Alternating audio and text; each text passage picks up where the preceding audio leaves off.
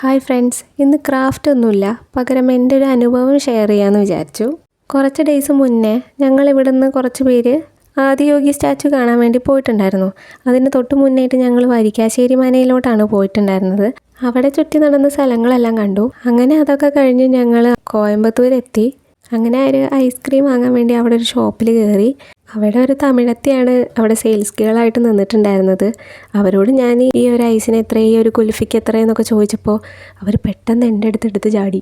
ഉനക്ക് എണ്ണ വേണോടി, എന്ത് റേറ്റിലുള്ള ഐസ് വേണോടി എന്നൊക്കെ പറഞ്ഞ് അവർ എൻ്റെ മെക്കെട്ടെടുത്ത് ചാടി. അയ്യോ, ഞാൻ ആദ്യമായിട്ടാണ് ഞാനൊരു കടയിൽ കയറിയിട്ട് അതും ഒരു തമിഴത്തിയുടെ വായെന്ന് എനിക്ക് ചീത്ത കേട്ടത്. പിന്നെ ആ ഒരു ഷോപ്പിൽ തന്നെ വേറൊരു ചേച്ചി ഉണ്ടായിരുന്നു. ആ ചേച്ചിയാണ് എനിക്ക് ഐസ് എടുത്ത് തന്നിട്ടുണ്ടായിരുന്നത്. ഒരു തമിഴത്തിയുടെ വായെന്ന് കേട്ടതുകൊണ്ടായിരിക്കാം തമിഴ്നാട്ടുകാരോട് എനിക്ക് വെറുപ്പും കേരളീയരോട് എനിക്ക് റെസ്പെക്റ്റും തോന്നി.